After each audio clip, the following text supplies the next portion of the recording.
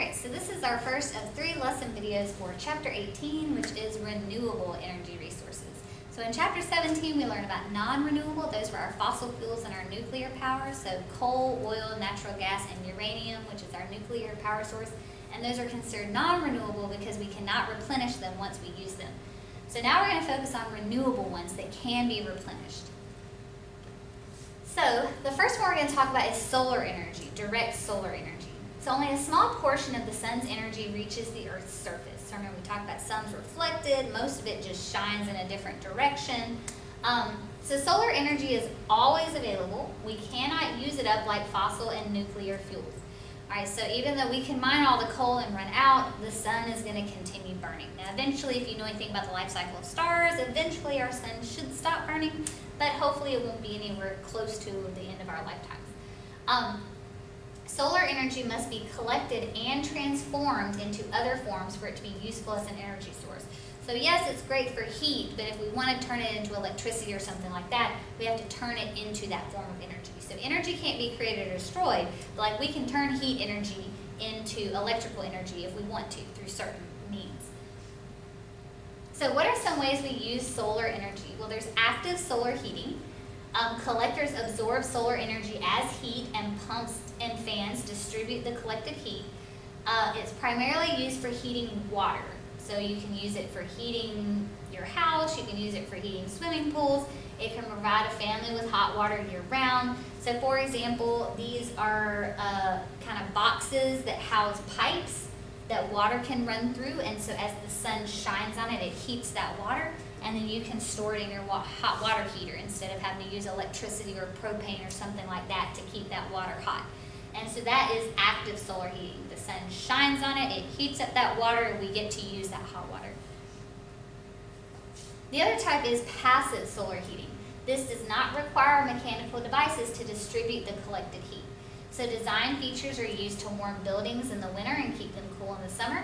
So examples of passive solar heating include south-facing windows to receive more sunlight. Sunlight provides heat stored in the floors and walls. Heat is transmitted by convection. Convection is when energy, mainly heat, is transferred through a fluid. And so I know most of you know liquids are fluids, but gases are also fluids. So our air is a fluid.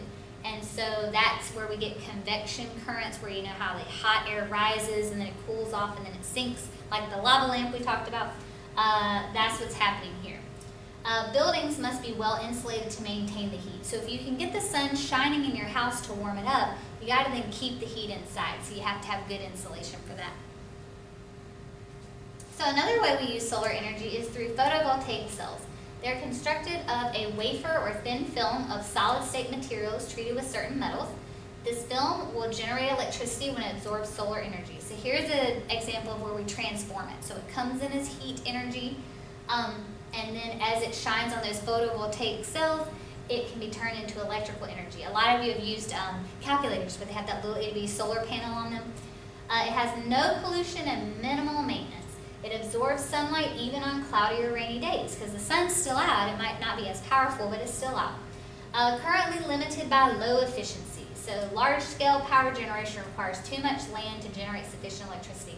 So yes, we can power calculators with them. That's just a little strip on a little calculator. But if you're trying to power a whole city, you would need acres and acres and acres of land with all of these humongous solar cells on them, or photovoltaic cells. It can be economical in rural areas of developing countries versus installing power lines. So if you don't need a lot of electricity, so that's why it says rural, that's not a city, that's like small town, then you could use them more for that. But like powering a big city like New York City is not going to be able to be run on the photovoltaic cells with the technology we currently have. So there's solar thermal electric generation. So this is a means of producing electricity by concentrating solar energy via mirrors or lenses onto fluid-filled pipes. So it's kind of like you have these mirrors, they're curved, and you have a pipe with water or sometimes oil running through it. And as it passes through the pipe, the mirror kind of reflects all of that sunlight and heat onto the pipes. And so it can heat up that oil or that water. And then, of course, as it turns into steam, we talked about this in the last chapter, it can turn a turbine. If you can turn a turbine, you can create electricity. So it's more cost effective than other solar technologies because you just need like big metal plates, almost like mirrors. You don't necessarily need these specific photovoltaic cells. It's becoming cost competitive with fossil fuels. So in other words, it's becoming cheap enough to where we can actually replace fossil fuels and not be, out a lot of money. There's no pollution, no acid deposition, which is just acid rain, or no climate change associated with this form of energy. It does require an alternate energy source like natural gas on cloudy days or like at night. So that's the only problem is when the sun's not shining, this system has to shut down. So another way we use solar energy is solar generated hydrogen. So hydrogen is sometimes called the fuel of the future. It's abundant and easily produced. Electricity from any sort can split water into hydrogen and oxygen gas. Okay, so water is just hydrogen and oxygen combined, H2O. And so if you pass electricity through it, you can split it and get oxygen gas and hydrogen gas. Environmental impact depends on the source of electricity. So there's the problem. We got to have electricity to make it. So are we using fossil fuels? Because if so, that's kind of defeating the purpose. Hydrogen itself is a clean fuel. It produces water and heat as its byproduct. So if you had a car running on hydrogen fuel, the stuff coming out of your tailpipe is water vapor. So, that's a very positive thing to be your waste. Potential to provide energy for transportation, heating buildings, and producing electricity. Okay, I'm going to make you write electricity in a lot of blanks because that's one of the main things we want to produce. Solar electricity must be used immediately, whereas hydrogen can be stored and transported by pipelines. So like if you're using like a photovoltaic cell, like a solar cell calculator, the second you turn the lights off or get out of the sun, it stops working. You have to use that energy as it's absorbed in the photovoltaic cells, whereas hydrogen can be stored and then used for later use. So, indirect solar energy. So even though sometimes you might not think it's associated with sunlight, sometimes it's indirectly related to the sun. And so some renewable energies use the sun's energy indirectly. So for example, the combustion of biomass. Biomass is just organic matter, so that means it came from a living thing. So like if you burn wood, wood was a living thing, it's organic, it's carbon-based. So when we burn it and release energy, then that's an example of biomass. But what helped that tree that we're burning grow? The sun did. Okay, so that's why we say it's indirect solar energy. Plants use solar energy for photosynthesis and store the energy as biomass. And so then we burn them, we release that energy. Wind energy uses wind to generate electricity. I know you may think, what does that have to do with solar? Well, remember, the wind is happening because of those different pressures and air masses. And remember, we talked about the whole hot air rising, cold air sinking. That's what gets all those masses moving and circulating in the air, which causes our wind. So that's all based on the heat of the sun. And then hydropower. It used dammed rivers and streams to generate electricity. Again, you may think, what does a dam have to do with solar energy? Well, the whole water or hydrologic cycle is based off of the sun because you have your evaporating and then, it goes up into the clouds and then it precipitates down. That's all sun-based. Okay, that's where we get all of our energy from pretty much is from the sun, like when we're talking about all these renewable resources we're talking about. We can, of course, get them from other places. So let's talk a little bit more about biomass. So biomass energy, that is when plant and animal material are used as fuel. So again, you can burn trees, like you can cut down wood and burn it. A lot of people burn animal dung in other countries because that's a good source of energy. Biogas is when biomass can be converted into a mixture of gases, mainly methane, and you can burn methane. Biogas has the potential to power methane fuel cells to generate electricity. So again, I told you I'm going to make you write that a lot because we really need to make electricity to get, keep our daily lives going. All right, so that's biomass. Biomass can also be converted into liquid fuels. Okay, so biomass is normally solid.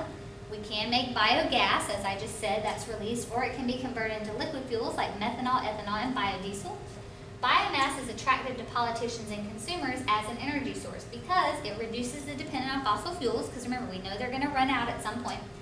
It produces lower levels of sulfur and ash than coal. Remember, that's the most polluting of the fossil fuels. So what are some problems with it? Well, the use of land and water that might be dedicated to food production. So the problem is when you burn a lot of trees, that's going to lead to deforestation. If you dam a bunch of rivers, that's going to destroy those ecosystems. Unsustainable use of wood. We can't just run everything by burning wood. We're going to use all the trees. And then we've already talked about what deforestation does to an ecosystem. And then it harms the soil quality, because as we remove those trees and all that kind of stuff, all of that just degrades the environment around it. So the next one is wind energy. So electrical energy obtained from surface air currents caused by solar warming of air is wind energy. So wind turbines, so remember I talked about spinning a turbine. Wind turbines are huge and becoming more efficient. So a lot of them are about 100 meters tall. They have a pretty low cost. It was about 40 cents per kilowatt hour in 1980, but now it's about 4 to 7% kilowatt hours. So that's how much you would pay for your electricity.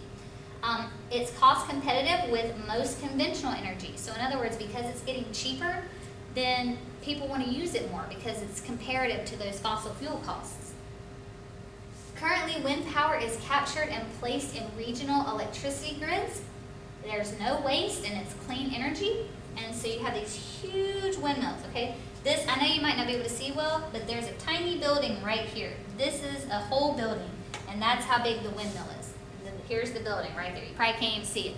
So these are huge, but there are problems with them. They can kill birds as they try to fly through, like if they're migrating or something like that. And then there's aesthetic issues. Like if somebody buys this expensive home in the mountains because they want to look out at the mountain range and then they see all these windmills, they're just like, oh, I don't want that blocking my view. So those are really the two negatives about wind energy. So next is hydropower. So hydropower is a form of renewable energy that relies on flowing or falling water to generate electricity. So again, you have a river, you put a dam there, it backs up the water, and then we allow the water to pass through so it can spin the turbines and produce electricity. All right, so it's a form of renewable energy. Oh, I said that part. So the sun drives the hydrologic cycle. That's why it's considered an indirect solar form of energy. And the potential energy of the water held back by the dam can be converted into electricity because as it flows, it can spin turbines as it goes. It's more efficient than any other source of energy. 90% of the potential energy can be converted into electricity. So there's less loss than some of the other forms. So hydropower, what's the problem with those? Well, dams change the natural flow of rivers. The water backs up and floods large areas of land to form a reservoir that destroys plant and animal habitats. Downstream lands are no longer receive those nutrient-rich silt that would normally pass down, and it disrupts fish's ability to reproduce. Okay, so where you have a narrow river, once you put a dam there, it backs up all that water, and now you have a huge lake area. So that's going to destroy the habitats. Once you block the water, that nutrient-rich dirt, which is called silt when it's in the bottom of a river or something, is not going to continue downstream. It's going to be blocked by the dam. And then a lot of fish, they migrate upstream to reproduce. Well, they're not going to be able to jump up a huge dam. So this is a picture right here. Here's the fish jumping. It's not going to be able to make it past the dam. And this is an actual small dam. Like the Hoover Dam is so super tall. All right, actually, I don't remember where I decided I was going to stop here. Oh gosh, I went way far. Oh well, we'll just continue. This will count as a 2-for-1 video. I'll just go to where I was supposed to stop on the next part. No, well, it's whatever. Alright, so next is other renewable energy resources that maybe aren't solar based. So other sources of renewable energy that are not derived from solar energy are increasingly being utilized for heating and or electricity generation, and those include geothermal energy and tidal energy. So those are two forms of energy that are not based on solar energy. So energy from Earth's interior used for space heating or generation of electricity, that is what geothermal energy is. So volcanic activity heats underground water, forming a hydrothermal reservoir. It contains hot water, possibly steam, and that can make hot springs. If you've ever heard of those, we have some in Georgia. Drilling a well can bring up hot water or steam and be used to generate electricity or to support heat directly to consumers. So in other words, we're using the heat that's within the earth, the core of the earth, the magma.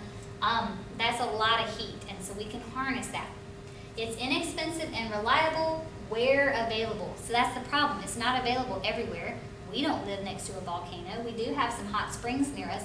Some places they have more access to that heat within the earth, the geothermal heat, than other places.